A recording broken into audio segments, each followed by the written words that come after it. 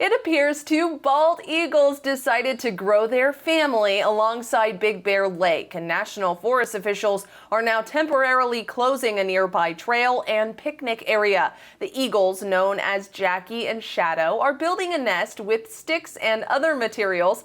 Wildlife officials say eagles are sensitive to human interference and could abandon the nest if they feel threatened. They're closing off portions of Gray's Peak Trail and the Grout Bay picnic area.